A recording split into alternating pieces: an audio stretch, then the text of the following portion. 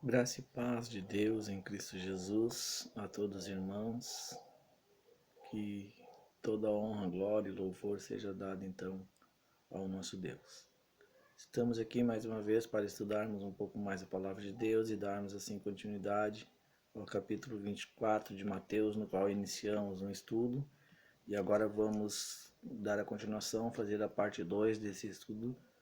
Mateus capítulo 24, esses acontecimentos que estão na Bíblia, já ditos que iriam acontecer e que já estão acontecendo e coisas que ainda virão a acontecer. Que o Senhor então nos esclareça aos nossos corações e envie o seu Espírito Santo para que possamos, ao estudar, ao ler, entender aquilo que a palavra maravilhosa está nos dizendo.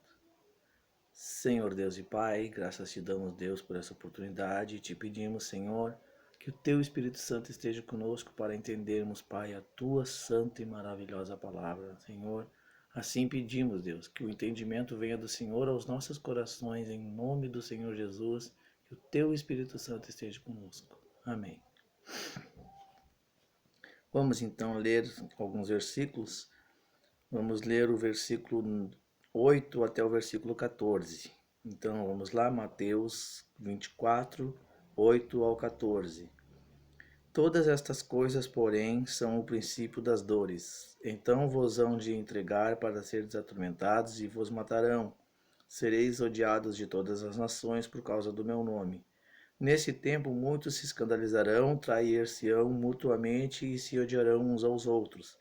Surgirão falsos profetas e enganarão a muitos, e por se multiplicar a iniquidade, o amor de quase todos esfriará. Mas aquele que perseverar até o fim será salvo, e este evangelho do reino será pregado em todo o mundo em testemunho a todas as nações, e então virá o fim. Ok. Nós estudamos da última vez o versículo 1 até o versículo 8, o princípio das dores, e nós, de acordo com a palavra, nós falamos que vem desde o ano 70, a queda do templo, até os tempos atuais que estamos vivendo. Estamos então vivendo o princípio das dores. Assim sendo, irmãos, eu quero dizer que a igreja está passando por uma etapa que a Bíblia profetiza como o final dos tempos da igreja na terra. Ou seja, Jesus Cristo está voltando para buscar a sua igreja, o arrebatamento da igreja está cada vez mais perto, e nós não falamos isso porque nós achamos que é, mas nós não estamos aqui para tentar achar alguma coisa. A gente está aqui para ver o que a Bíblia está nos dizendo, e a Bíblia está nos dizendo que o arrebatamento da igreja está muito perto, muito próximo, de acordo com os acontecimentos que a Bíblia nos está revelando. A Bíblia diz que quando nós virdes os sinais, a gente tem que ficar vigiando, nos cuidando, porque Cristo deu uma certeza na Bíblia. Quando ele falou para os discípulos: olhai a figueira, quando seus brotos estão tenros, já estão brotando folhas, está próximo o verão. Quando virdes todas estas coisas, também está perto a vossa redenção. Então nós temos que estar atento e saber que muito em breve a igreja será tomada, a igreja será levada, arrebatada, e então as outras coisas que estão para acontecer começarão a acontecer. Que nós possamos fazer parte deste povo zeloso que é a igreja do Senhor, e então subir para a glória e não vermos o que acontecerá, porque será terrível, será muito difícil a fase que o mundo inteiro irá passar, na fase da tribulação, quando Cristo levar a igreja. Aqui, irmãos, no versículo 8 diz: todas estas coisas, porém, são o princípio das dores. Estas coisas que nós vimos. Agora vamos falar que dores seriam essas. Irmãos, nós sabemos que há um tempo determinado por Deus para acontecer algo na terra, e esse tempo é chamado de grande tribulação. São 7 anos de tribulação onde o anticristo vai reinar na terra. E esse anticristo, o iníquo, filho da iniquidade que está por se levantar sobre a terra, ele vai se levantar contra tudo que se chama Deus, contra tudo que se chama Cristo. E ele vai querer adoração para ele, e ele vai querer reinar de maneira soberana e vai castigar grandemente aqueles que ficarem na terra, seja a nação de Israel, seja os crentes desviados ou aqueles que não aceitaram o Senhor Jesus. E esse período é um período de 7 anos, de acordo com a Bíblia, e é um período chamado Grande Tribulação. Veja bem, quando a Bíblia diz aqui no versículo 8, essas coisas são o princípio das dores, as dores seriam a tribulação. Mas essas dores nós conhecemos como? A Bíblia nos revela, irmãos, que dores são essas. Essas dores, de acordo com a Bíblia, é dores de parto. Porque a Bíblia nos diz que Israel é tratado por Deus como uma mulher. E essa mulher, então, ela teve todos os benefícios que Deus deu, desde a saída do Egito, desde que toda aquela peregrinação no deserto, quando Deus então chamou aquele povo, remiu, libertou e deu então alguns estatutos, algumas leis para aquele povo seguir. Deus então chama aquele povo de Israel e Deus chama aquele povo de filho primogênito e Deus trata aquele povo como uma mulher e Deus fala sobre Jerusalém e Deus fala sobre Samaria. Então nós vamos ver que Oséias capítulo 13 e versículo também 13 diz algo que é importante para esse estudo que nós estamos estudando, e depois que nós ler Oséias, nós também vamos ler Apocalipse capítulo 12. Mas eu quero convidar, então, a nós irmos lá em Oséias. Depois de Daniel, vem o profeta Oséias. Oséias capítulo 13 nos diz, no versículo 1, nos diz assim: Quando Efraim falava, tremia-se, era exaltado em Israel, mas ele se fez culpado no tocante a Baal e morreu. Agora multiplicam pecados e da sua prata fazem imagens de fundição, ídolos segundo seu entendimento, todas obras de artífices. Dize-se deles, oferecem sacrifício humano e beijam os bezerros. Por isso serão como a nuvem da manhã, como o orvalho que cedo passa, como palha que se lança na eira e como a fumaça que sai pela janela.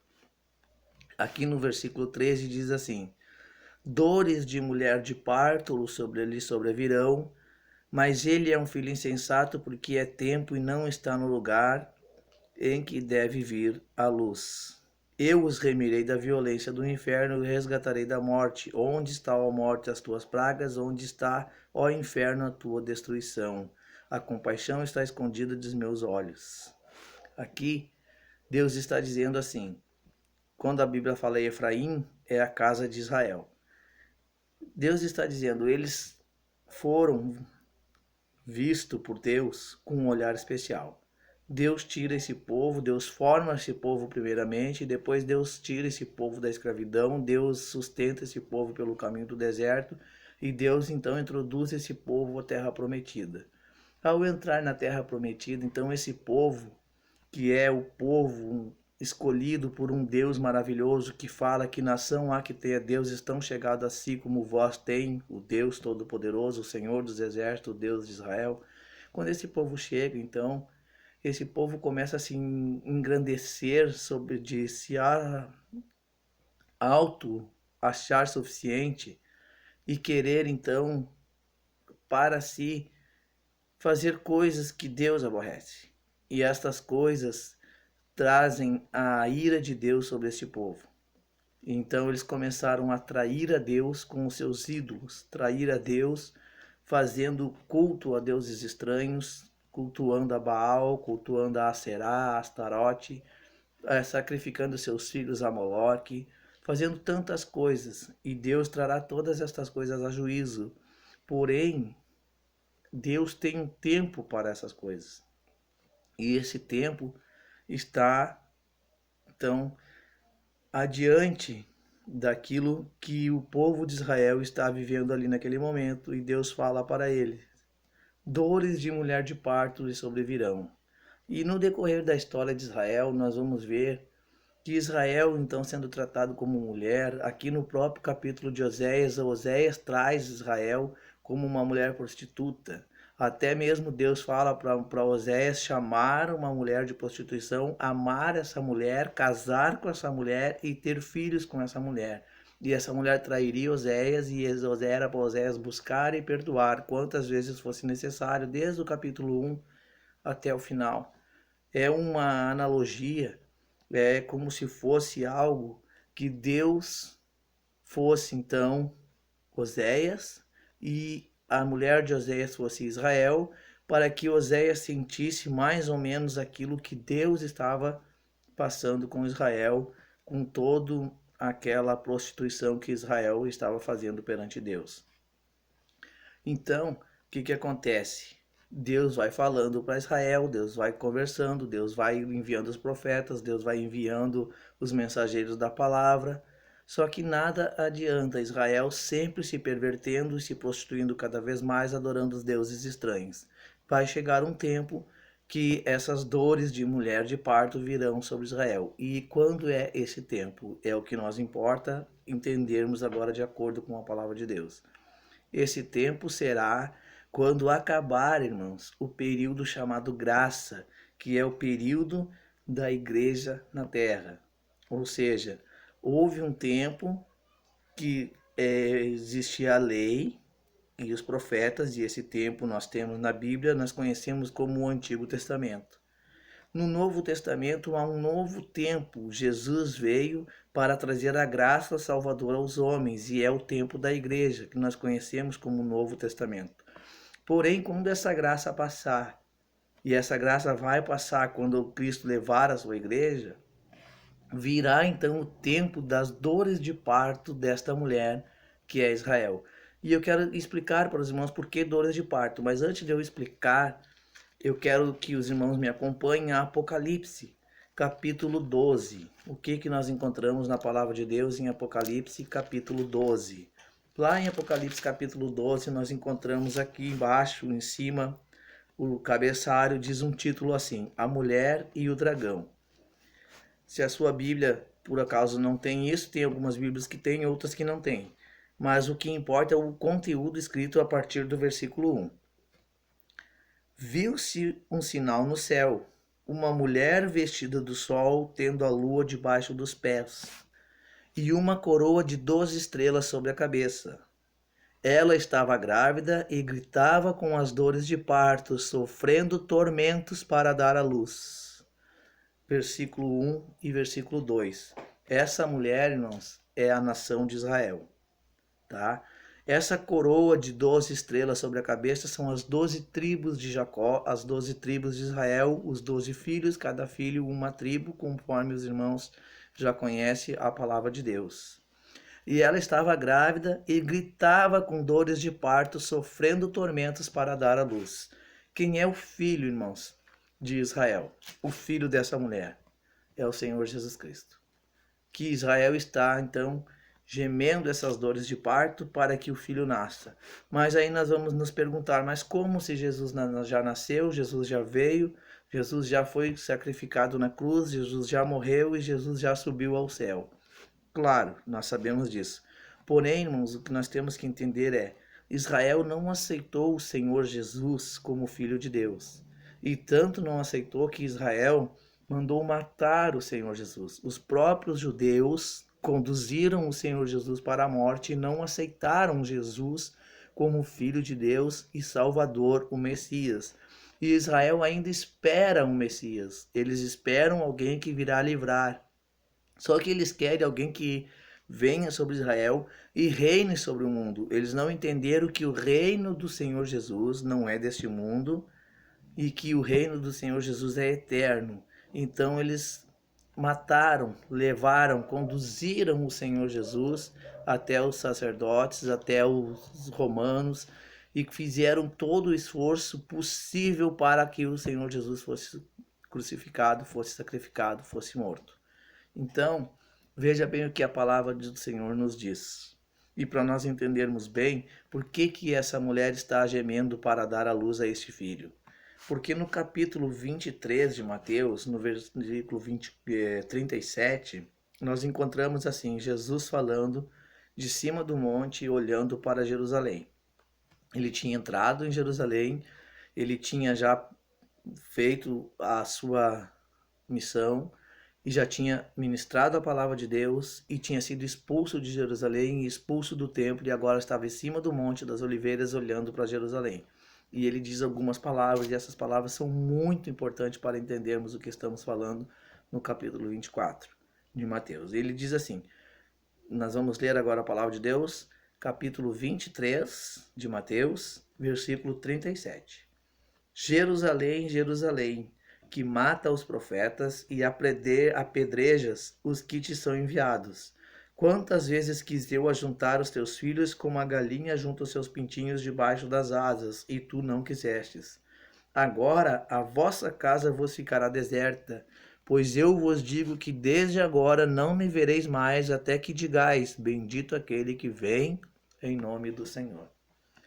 Irmãos, Israel vai ser tão castigado, tão perseguido, tão judiado, que vai clamar desesperadamente por Jesus. E vai ter que reconhecer que Jesus que eles estão esperando é aquele Jesus que eles mataram. Embora não seja a mesma geração, embora muitas gerações já se passaram daquela geração que matou Jesus, a nação ainda é a mesma e eles conhecem bem a palavra de Deus e eles conhecem bem a Deus e eles vão ter que reconhecer que Jesus veio e que eles então crucificaram Jesus. E eles vão ter que clamar por esse Jesus.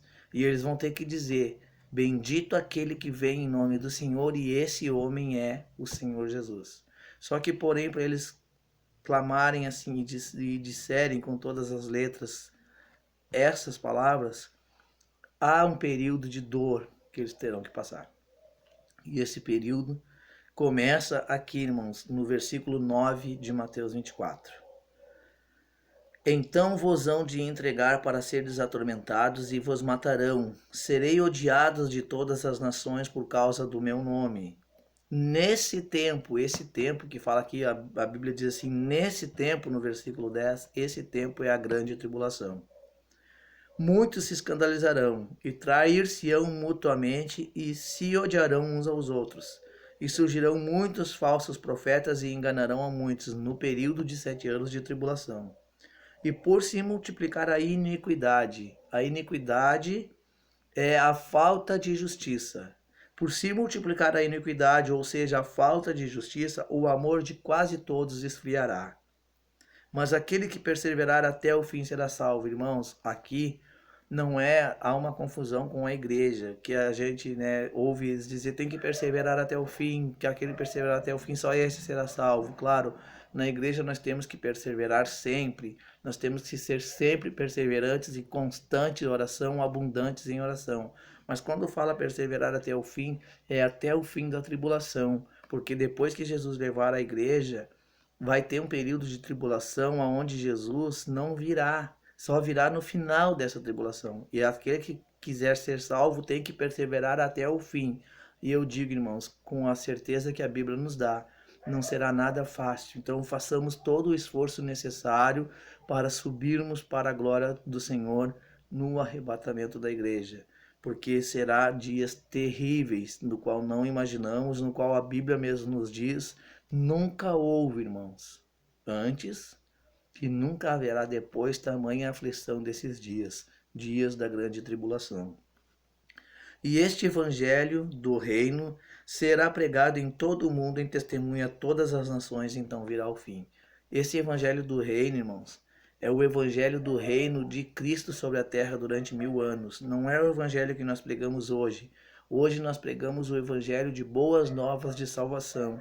Hoje a igreja está na terra com a missão de dizer: Jesus Cristo veio ao mundo porque Deus amou o mundo de tal maneira e enviou Jesus Cristo ao mundo para nos salvar, ou seja, tirar a nossa vida da perdição do pecado que leva à morte, porque o salário do pecado é a morte, e a morte, irmãos, não é a morte física, mas é a separação do corpo da alma e a separação da alma de Deus. E a morte Quando se trata em separação da alma de Deus, é eterna. Quando se trata de morte, separação alma e corpo, nós temos ainda uma vida eterna. E essa vida eterna é a alma que vai viver. Portanto, essa alma pode viver eternamente com Deus ou eternamente separado de Deus e em eterno tormento. Por isso Jesus veio e é essa a mensagem na igreja: salvar a humanidade, todo aquele que crê. João 3,16 nos diz: porque Deus amou o mundo de tal maneira que enviou seu Filho unigênito para que todo aquele que nele crê não pereça, mas tenha vida eterna. Então esse evangelho de boas novas é a igreja, o evangelho que a igreja está pregando. Porém, o evangelho do reino, que será pregado durante a tribulação, será pregado por aqueles que Deus escolher e ungir e marcar. Há um povo marcado para pregar, e nós temos que estudar isso com mais tempo. Lá em Apocalipse nos diz que tem um povo marcado que irá pregar o evangelho do reino, ou seja, o evangelho que o Senhor Jesus Cristo vai reinar por 1000 anos sobre a terra para mostrar para a humanidade que o reino do Senhor Jesus Cristo é o único reino capaz de reger a terra em paz e em santidade, e que as promessas do Senhor são verdadeiras e são boas. Porém, para isso acontecer, a igreja vai ter que subir, porque a igreja não vai participar da grande tribulação. Israel vai ter que gemer, o mundo vai ter que gemer, vai ter que sofrer, vai ter que clamar, porque o Senhor Deus tem que enviar aquele que é bendito, aqueles que eles crucificaram, aqueles que eles mataram, aquele que é o único capaz de vencer o anticristo, o falso profeta, a besta e o diabo. E isso na grande tribulação. E o que eu quero dizer para você, nós temos que estudar ainda o versículo 15 em diante, mas segundo a vontade e a permissão do nosso Deus, é claro, porque tudo que fazemos aqui nós dissemos, se Ele quiser. Irmãos, o que eu quero dizer é, vamos nos esforçar para aceitar a graça salvadora do nosso Senhor Jesus Cristo. Essa graça é maravilhosa, chegou até nós, porque Cristo, então, assim, nos permitiu fazermos parte da igreja e nos permitiu termos essa igreja bem pertinho de nós, e nós podemos então aceitar o Senhor Jesus como único, exclusivo, eterno, suficiente Salvador da nossa alma, da nossa vida, e fazer parte de uma igreja. E essa igreja tem que ser uma igreja que pregue a verdade bíblica. A gente sabe que hoje tem muitas igrejas, e eu não estou aqui falando contra placa nenhuma, estou apenas falando algumas coisas sobre a doutrina que essa igreja segue de acordo com a Bíblia. Não estou falando de usos e costumes, mas estou falando de doutrina bíblica, ou seja, o ensinamento bíblico. A igreja tem que estar ligada com Cristo, e essa igreja tem então que ligar o nosso nome para que o nosso nome seja ligado no céu. Tudo que a igreja ligar na terra será ligado no céu, tudo que a igreja desligar na terra será desligado no céu. Por isso eu te convido que você possa fazer parte deste povo, desta igreja. Jesus vai vir buscar uma igreja pura e imaculada. E essa igreja pura e imaculada não é a placa e não é o templo, mas as pessoas que aceitam o Senhor Jesus Cristo, que congregam em uma igreja e que pegam com todas as forças, com as duas mãos, a chance, a oportunidade que Jesus está dando de ser salvo. Ou seja, quando Jesus fala que a igreja é edificada sobre a rocha, quando Jesus tem um diálogo com Pedro, Mateus capítulo 16, versículo 18, ele está dizendo que a igreja é edificada sobre a rocha, e essa igreja não, as portas do inferno não prevaleceriam contra essa igreja, e essa igreja teria autoridade de ligar e desligar as coisas no céu. Jesus fala, tudo que a igreja ligar na terra será ligado no céu, e tudo que a igreja desligar na terra será desligado no céu. Então, ao aceitarmos Jesus, ao nos batizarmos, ao nos convertermos, descermos as águas, há um registro na igreja, e esse registro é feito também no céu. Quando o pastor da igreja liga o nosso nome como membros da igreja, o nosso nome também é ligado no livro da vida no céu. Por isso a importância de congregarmos em uma igreja e seguirmos o cristianismo verdadeiro como ele é, e sermos então levados no dia do arrebatamento, ou se partirmos antes com uma morte individual que todos estão sujeitos a padecer, partir salvo deste mundo e então morar na glória com Deus. Amém? Que o Senhor possa vos abençoar com esta palavra. Tudo que eu mais desejo é que o Senhor fale comigo, fale com você através da palavra. Eu não estou aqui para ensinar ninguém, eu estou aqui com o único propósito, incentivar que todos venham a pegar a Bíblia e estudar com carinho e saber que não é impossível entender o que está escrito aqui, porque está escrito aqui para nós entendermos segundo o Espírito Santo do Senhor está nos esclarecendo. E eu quero ser um incentivador, então, da leitura e do estudo bíblico. Amém?